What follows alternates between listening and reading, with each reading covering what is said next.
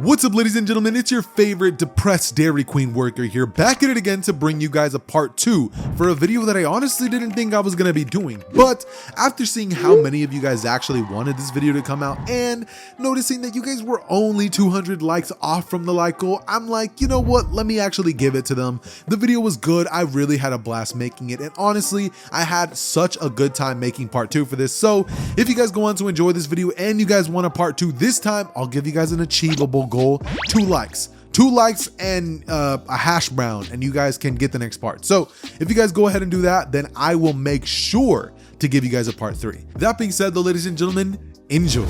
Picking up where we left off on part 1, Deku would rush straight towards the direction of Kurogiri, as Kurogiri's body would phase right through Deku, and Deku would go flying right through it, noticing one thing: there was something inside of there. And so Deku would look right back up towards the direction of Kurogiri, thinking of what he can do, and he would lunge right back up towards his direction, thinking, well, if I can't get him the first time, I'll get him the second.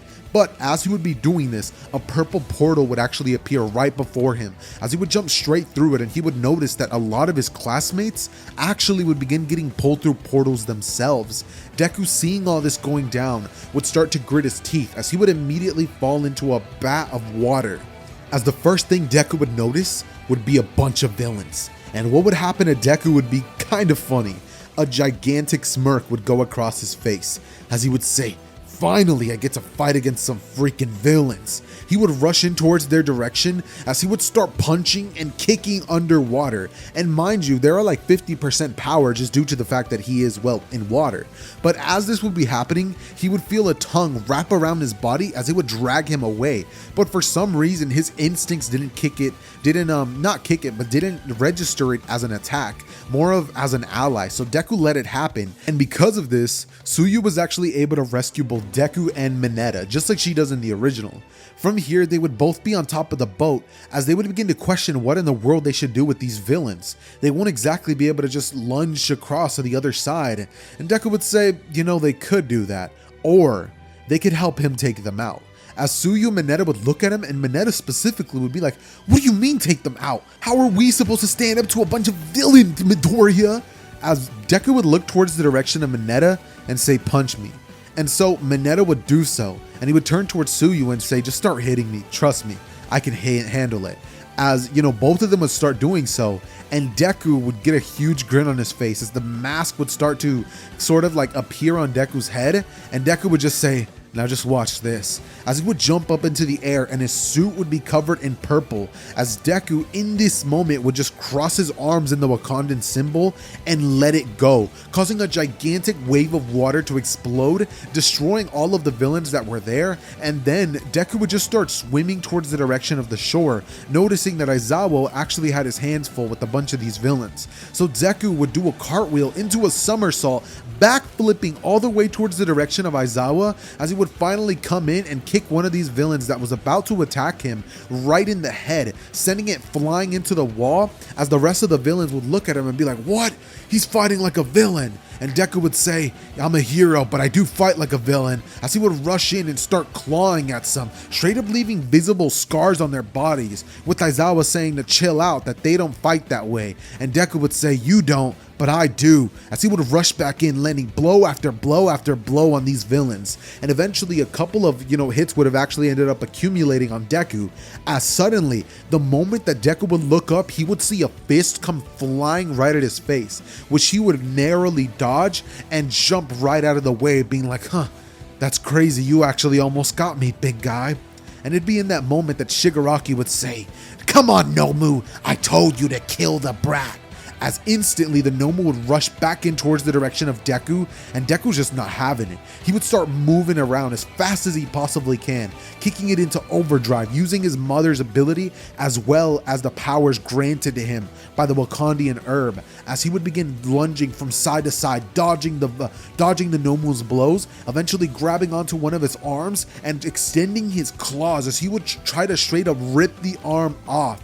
But one thing he would notice is that he only got halfway there before the Nomu would have actually punched him off of himself, and Deku would go flying onto the floor, rolling around in the dirt, with Aizawa looking at the Nomu turning its quirk off, as he would stare at the direction of Shigaraki and ask what the heck this thing is. But Deku, getting up quickly, would say that that's not the end of this, rushing back in, closing his arms in the iconic Wakandan pose as he would let it fly, and the energy charged up would actually send the Nomu flying back just a couple feet, as the Nomu would end up grabbing, like getting a hold of himself, as Deku would say, "So, it looks like you're not as weak as I thought. Better hope you can withstand this," as he rushes in as fast as he possibly can and lunges at the Nomu, grabbing the Nomu's head with his legs as he straight up rips the head of the Nomu clean off and would just stare at the direction of Shigaraki, with the Nomu's body hitting the ground with a loud thud, and Shigaraki just watching this in utter terror. Deku instantly would lunge towards the direction of Shigaraki, wondering if he can regenerate too, as he would go in to land like a deadly blow, but before it could actually connect, a scarf would actually lunge and grab at Deku, grabbing him before the blow could actually connect, and this would give Kurogiri just enough time to teleport Shigaraki out of there, to which Deku would turn to Aizawa and be like, "What are you doing? I almost had him! You let them get away!" And Aizawa would turn to him and say that that's not how heroes do this. Jeez, did he have to be as much as his mom as he is? And Deku would say that he's his own person. His mom just so happened to teach him how to fight like a real hero. Unlike you, she gets the job done. And Aizawa would look at Deku with his, quirk thingy, charged up, with him saying that he doesn't want to have to discipline him. And Deku would say, "You could try it, but it won't work." Just like standing head to head against Aizawa, as Aizawa would just be like, "I'm gonna expel you the next time you do that." And Deku would look at him and say, "You can try it, but this school needs me, not the other way around." As he would just walk off in a huff, and finally All Might would end up arriving there, as he would realize that the entire situation was basically neutralized. Suddenly, we would just cut to Deku walking out of the USJ, as he would shoot a text to his mom saying that these heroes weren't willing to do whatever it takes to win, but he was. And Mirko would be like, "Yeah, sometimes it's like that, but you gotta deal with it. Don't go mouthing off to Aizawa." But Deku would kind of go red in the face, being like just texting back, ... And she would be like, "You did it," as he'd be like, "Yeah." From here, she would text back a bunch of laughing emojis saying that he's in for it, and that if he gets expelled, she's not putting him into another school. He's gonna have to earn it. As Deku would say, "Come on." And so Aizawa would come out, as Deku would just look at him and just look down, with Aizawa kind of understanding that Deku finally realized he messed up. So Aizawa just looks at him and says, "It's fine, kid. Next time don't go so overboard. And don't try to step it to a teacher. Remember, I'm still in charge." Deku from here would just grit his teeth, as he'd be like, "Sure thing, Aizawa." And then right after this, we would get a 1-week break just because of the, all the events that just transpired because of the USJ and stuff like that. So Deku would basically use this entire time to just train by himself, try to get himself stronger, develop new techniques, brand new Black Panther attack patterns. And eventually he would get a text from his auntie basically saying that his suit's going to be getting a bit of an upgrade.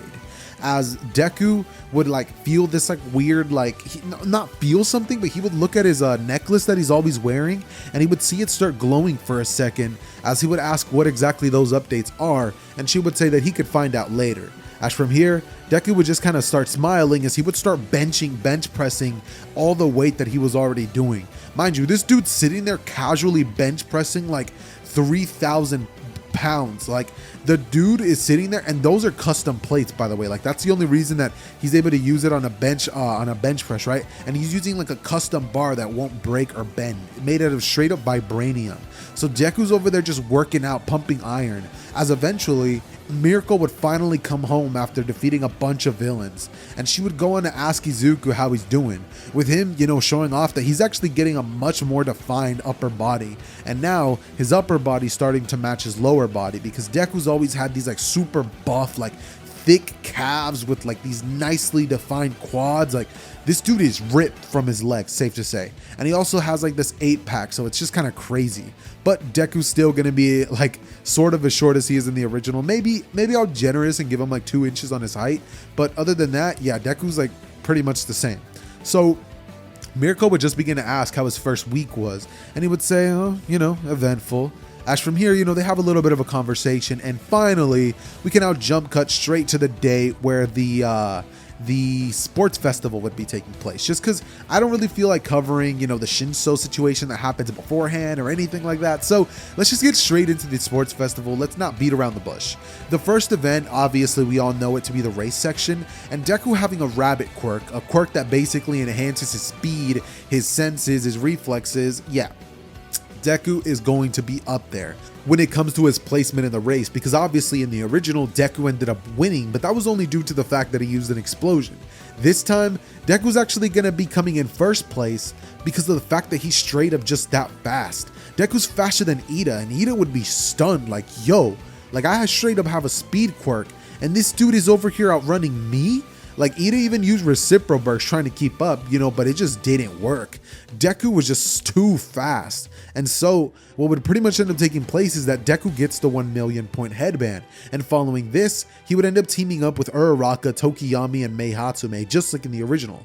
Following this, Deku would not do the, play it safe approach, but instead he would lunge towards other teams trying to get their headbands. And Deku wasn't going for the weak prey. He was going for the ones that are the strongest, Bakugo and Todoroki's teams. And he instantly told his team that they're rushing in towards them. So it would be kind of an awkward situation because in the midst of Deku actually facing off against Bakugo and Todoroki, their headband would actually end up getting stolen, and Deku would turn towards the direction of the person who did it as his team, Bakugo's team and Todoroki's team would rush in trying to take the headband. But Deku, realizing that the timer was counting down, would lunge towards the direction of Todoroki, grabbing onto a headband that would barely ensure that they pass on to the next section. And Deku would wipe the sweat off of his brow, thinking to himself that that was way closer than he would have liked, saying that he works better alone. As from here, we would finally get a section for him to prove just how well he works alone, the 1v1 battles. And the first thing that would take place is that Deku would face off against Shinso. And this battle is actually going to be a bit of an interesting one because as much as we know that Deku's very powerful in this timeline, Deku doesn't just let people trash talk him and not say something back. It's just not in his nature this time around. So when Shinso would go on to say that he's so blessed to have such an awesome quirk and just start saying like it must be nice to have all these cool abilities, Deku would instantly fall for it, saying something to Shinso as Deku would just be standing there, like just looking at the direction of Shinso, as he would just go completely paralyzed. As Shinso would go on a grin and just tell Deku, walk off the stage. From here, Deku would start inching closer and closer to walking off the edge, when suddenly, inside of Deku's mindscape, he could actually see his father, meeting him for the second time in his life under sort of strange circumstances, as his dad would tell him to snap out of it, that he's under mind control, and he has to go back out there and win, or else he's gonna disappoint him, his mother, and most importantly, himself. And Deku would look at his dad, say, yeah, whatever, old man. I'll make sure I win this, for you. As T'Challa would have a huge smile on his face, and Deku would just walk away being like, psych! As from here, he would snap out of it right before he would actually jump off and lunge right back towards the direction of Shinso, as he would go on to put the hands on this man, punching him in the nose, causing Shinso to start bleeding as he lunges, begins to fall. But Deku grabs him by the shirt and shoves his knee into his stomach. As after this, Deku would flip Shinso over his back and then kick him straight off of the arena, as Shinso goes flying into the wall and would just sit there in a crater right there. Why did I say it like that? And Shinso would just create a crater in the wall, just straight up sitting there, unconscious, bleeding from his nose, and just not having a good day. But Deku would walk off the stage, as some people would be like, yo, that was a bit brutal, don't you think? We wanted action, but that's kind of crazy. And Deku would look up as he starts waving his hands kind of show baiting, you know what I mean? As everybody, some people start cheering and some people are like, yeah, they're kind of half cheering, you get what I'm saying? But right after this, we would end up getting Deku just getting assigned his next battle against Todoroki. And this time, because Deku doesn't have powers that are similar to All Might's, he's not going to be getting asked are you the secret love child of All Might? Because obviously his mother's Inko. And so, the announcer Mike would be like, and it's the number something hero son, Izuku, we don't know her last name. So Izuku Midoriya, let's just say that Izuku T'Challa, right? Or, I don't know. But basically he just gets called and everybody's like, what? Like that's who he is? He's the son of Mirko? People start kind of like going crazy. And then you just see Mirko, who's like, we just panned to Mirko who's at home, who wasn't bothered to actually travel here to watch this, knowing that her son was going to win, or at least hoping he will. As you know, she smiles and she's like, yeah, that's my son, but he's going to be an even better hero than I ever was. As from here, Deku would just be standing in the front, on the stadium as Todoroki would come in and they would say, versus the number 2 hero, Todoroki's son, or I mean Endeavor's son, and it's like, everybody's like, yo, like these two are sons of pro heroes. Like this is so crazy. Everybody just starts getting so excited because it's like, dude, like when you really start to think about it, it is actually kind of an impressive like thing that they have 2 of the kids and both of them are like top 10 heroes. So Deku is and Todoroki are both getting hyped up and everybody would be like, this might as well be the final match. Like this is going to be incredible. And the second that happens, we would have Midnight being like, Hajime, as she would just say start. And right after that would happen, Deku would instantly feel that Todoroki was going to launch something. So Deku would be shot at with this massive amount of ice, which would go on to completely encapsulate him inside of it. And Deku would just be standing there frozen in the ice as Todoroki would smirk and say that there's no way they really compared him to himself. As Todoroki would begin to walk away and Midnight would be like, looks like this was a quick battle, as everybody would be counting Deku out, but Deku inside of the ice would start to slowly crack it. As suddenly everybody would look towards the fighting arena, and right before Shoto was actually about to get off, he actually noticed that the ice was starting to shatter, so he turned back around. And in that moment, the ice just started breaking as Deku lunged right out of there, and turning towards Shigaraki, he would just stare at him with this look of like, I am going to obliterate you. And Todoroki would put up an ice wall before Deku could do anything, but Deku's leg would shatter straight through that as he would kick Todoroki in the stomach, sending him flying off of the arena, or so he would think, but Todoroki would use ice to keep himself off from touching the ground. In this moment, Deku looking towards Todoroki would just be like, I'm not gonna lose to some weak ice quirk, as he would lunge back in for more and more and more and just not let up. And Todoroki just keeps trying to freeze Deku, but Deku's like, seen that trick before, dodging out of the way as he would use his legs to shatter the ice. Not having access to his Black Panther suit, he would rely more on his mother's training and also, all the extra exercise that he's been doing, as eventually he would close the distance between himself and Todoroki. And as everything gets closer and closer, President Mike would start going crazy on the announcements as Deku would be like, night night, icy hot, going in to throw a kick towards the direction of Todoroki, but before it could land, Todoroki would go and burst in flames, causing Deku normally to back off. But Deku doubled down and proceeded to kick Todoroki so hard in the head, he gave him a concussion and knocked him straight out, sending him to like bite the dust literally, as his face would smash into the grass